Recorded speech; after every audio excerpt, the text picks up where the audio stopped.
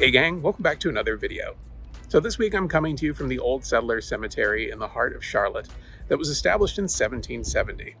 And it's full of tons of tall monuments like the ones that you can see behind me, which reminded me of a video I made back in 2021 of a monument that had a bust that would follow you as you walked through the cemetery. So I thought it'd be a good time to revisit a classic. So let's get into it.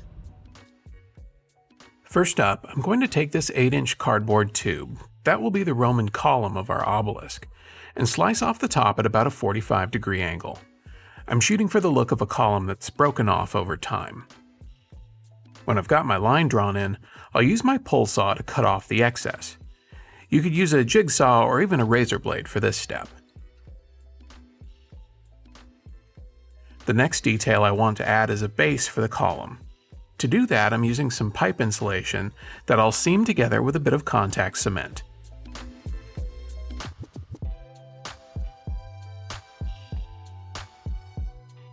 I'll set those pieces aside and get to cutting down the foam for the base of the monument. For this build, I'm using a combination of 1-inch and 2-inch foam because it's what I had on hand. You could just as easily do the entire build with one or the other. It's completely up to you. Once my lines are drawn out, I'll use my circular saw to cut out the pieces that will make up the vertical walls, and then it's time to start assembly. Just like in our other foam videos, I'll be using Gorilla Glue along with bamboo skewers to hold all the pieces together while the glue sets. This is also a great way to make sure all of your seams line up correctly.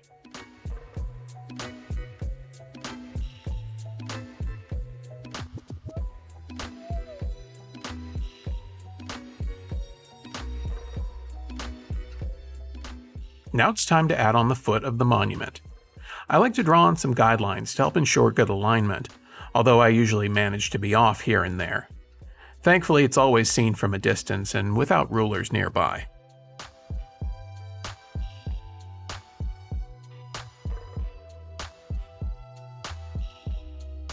To help build up the foot of the monument, I'll be adding on some more 2-inch foam using one of my favorite tricks, adding a decorative edge using a router.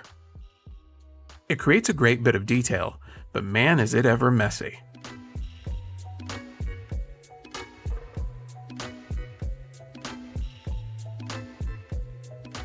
With all my pieces routed, I'll glue them to each other, and while the glue sets up, I'll get started cutting down some corner detail pieces using my hot wire table.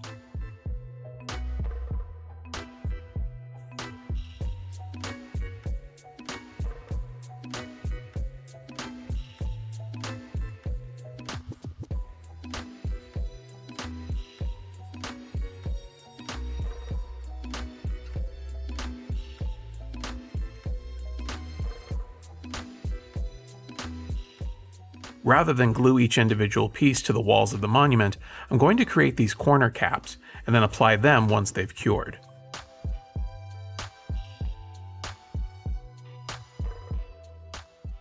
I suppose I should glue down the lower detail piece too while I'm at it.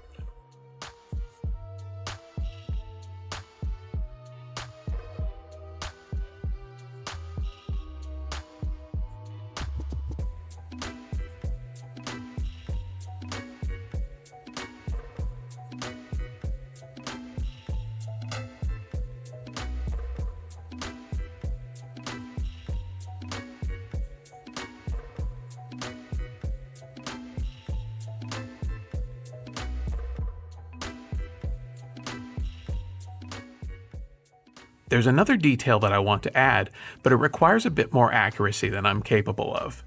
But what I like to do is use a few pieces of paper to help me determine the shape of the piece I need to cut. By aligning one piece of paper to the outermost edge and overlapping a second at the opposing edge will give me a makeshift template for the piece I need to cut. Then it was a quick cut, some shaping, and then it could be glued to the face of the monument.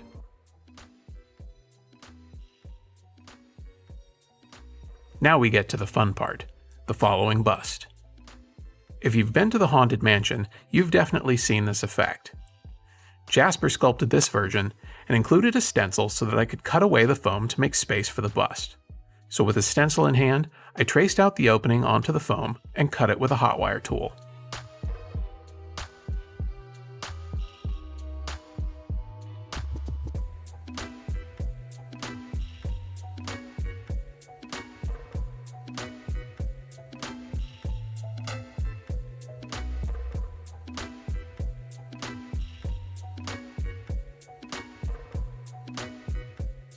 It was at this point that I realized I'd run out of large pieces of foam. So I decided to get creative and glue 4 pieces together to make the top, again using skewers to help with alignment. You could also use clamps to get your seams really tight.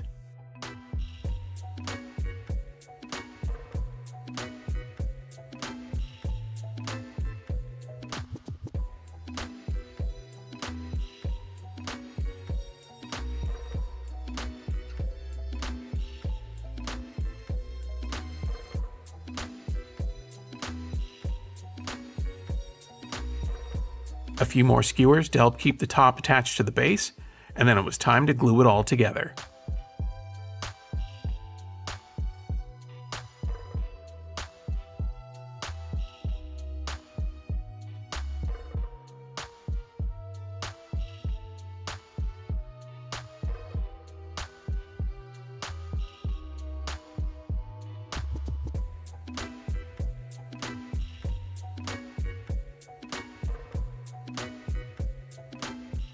Since I knew the top wasn't going anywhere, I figured I'd use this opportunity to blend all of the edges with my palm sander, and then add in another routed edge detail to match the bottom.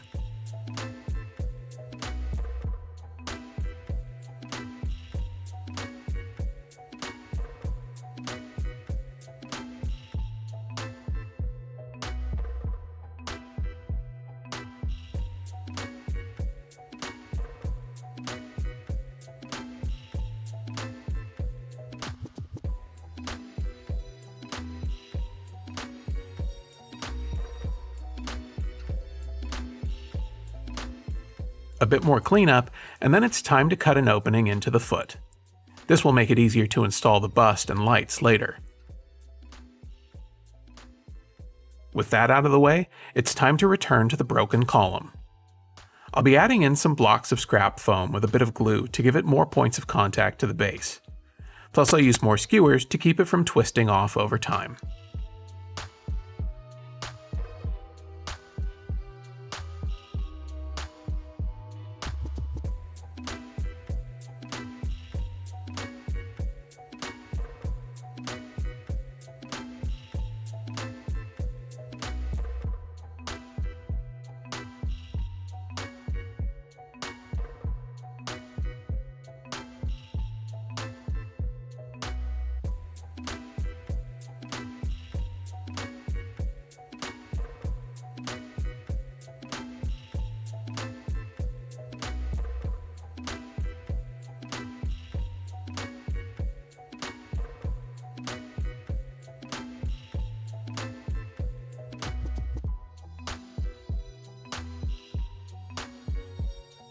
Once the column is secure, I'll attach the foam ring I made earlier, and then we'll cut down an old pool noodle to make another ring detail.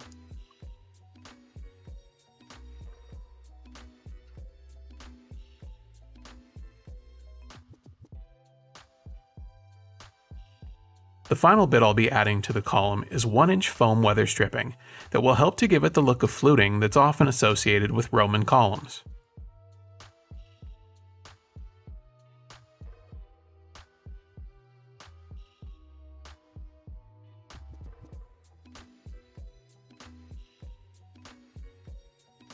A bit of trimming to make it look old and worn, and I think we can call the construction on this monument done.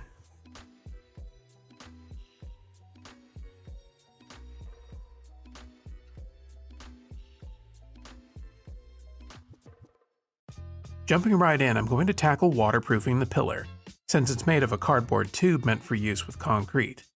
To do this, I'm going to coat it in Plasti-Dip. This will help to create a rubber-like coating over the pillar and should be our best line of defense to keep the moisture out of our monument.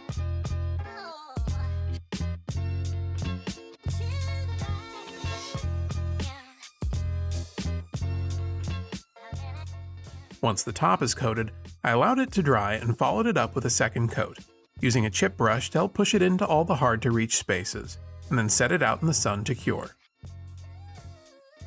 The next part of the build that I need to tackle is the addition of a few pieces of foam to mount our LED strip light on. I'll glue them in place with Gorilla Glue and give them time to set up before installing the lights.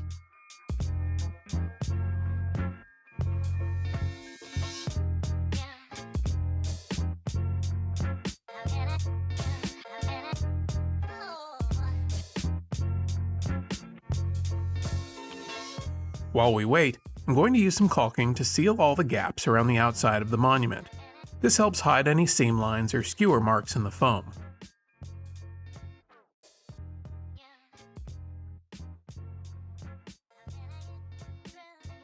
Once the caulk was dry, it was time to base coat the entire piece with Drylock Original. First with a messy coat, and then a second, more textured coat. I discussed my method of Drylock application in our tombstone video, so if you haven't seen it yet, be sure to check it out.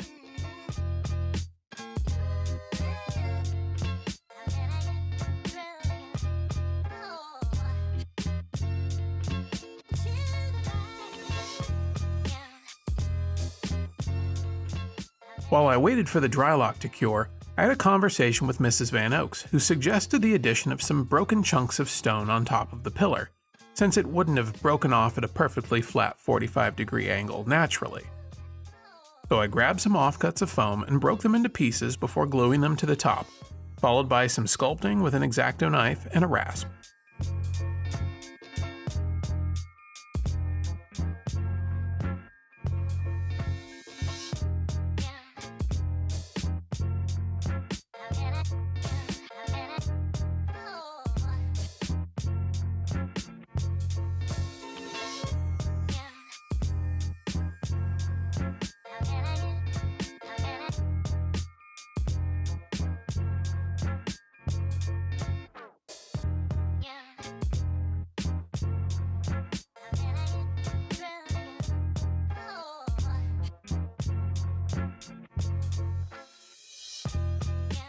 Then I forgot to press record. To help make the surface even more chunky, I used some of the foam bits from inside my shop vac and applied them between the larger chunks of foam with caulk as the adhesive. Then it was a final coat of Drylock to seal in the new additions, and after a brief drying period, it was time for paint. First up is an off-white base coat that I'll be spraying on with my critter gun. This paint was a mix of white with a little yellow ochre and black.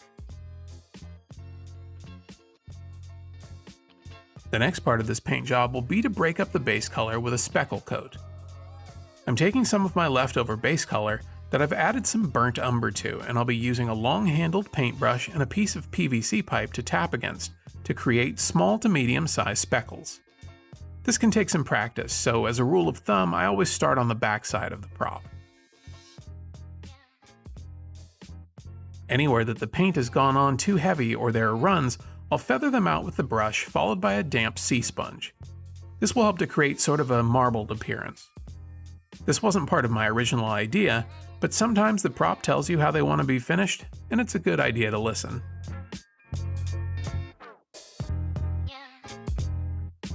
When the entire base is painted, I'll switch over to my airbrush to add in some marble veins with a darker brownish gray color. To get really thin lines, it's important to keep your air pressure low and your airbrush close to the surface. This definitely takes some practice.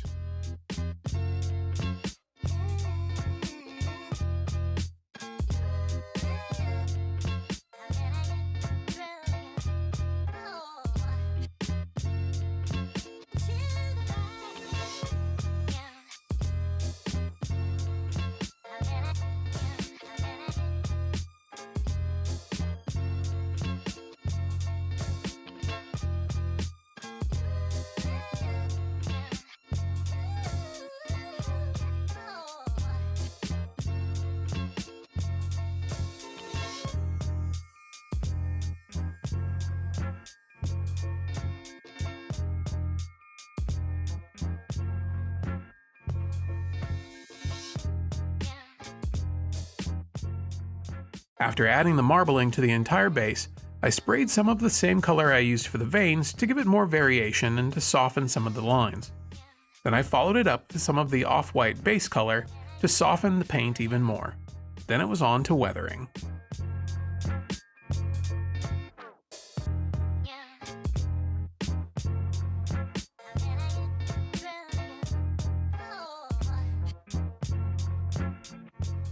I mixed up some burnt umber, black, and yellow ochre paint and added it to my spray bottle with water and started spraying down the entire monument. Okay, I'm gonna break in right here to kind of come clean on something.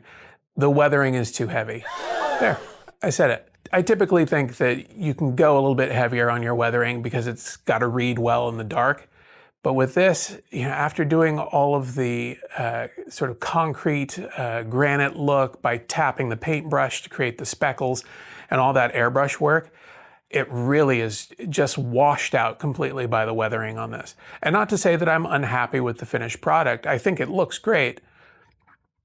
But is it exactly what I was hoping for? Not really. Anyhow, just know that even when you go in with a plan, sometimes that plan can get thwarted by being a bit more aggressive than you normally would think to be. Anyhow, now back to our regularly scheduled program. I tried to lessen the weathering by spraying down the monument with water, but it wasn't quite enough to restore the paint back to its pre-weathering state. Now that the paint is out of the way, I can get the lights installed for our staring statue. The trick to lighting these effectively is to mirror the existing lighting in the space. For typical overhead lighting, you can either place the lights in the back side above the statue, allowing the light to shine through the plastic, or from below on the viewer's side, which hits the same normal high points. Experiment in your space to see what gives the best effect. For my setup, I'm using an adhesive-backed LED strip light in a warm white color.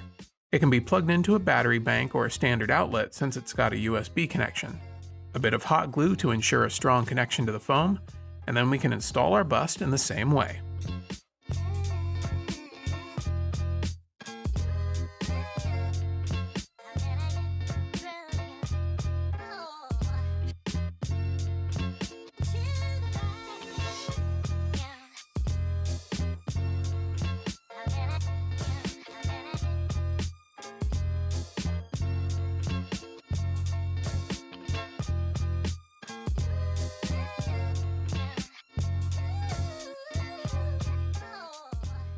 Now, I've been staring at this monument for just over a week, and I kept thinking it needed a little something. So I grabbed some fake ivy from the craft store, and after cutting off some long pieces, I started affixing them around the pillar, adding hot glue to the backs of the leaves since it's the least visible and the biggest gluing surface. And with that, it was done.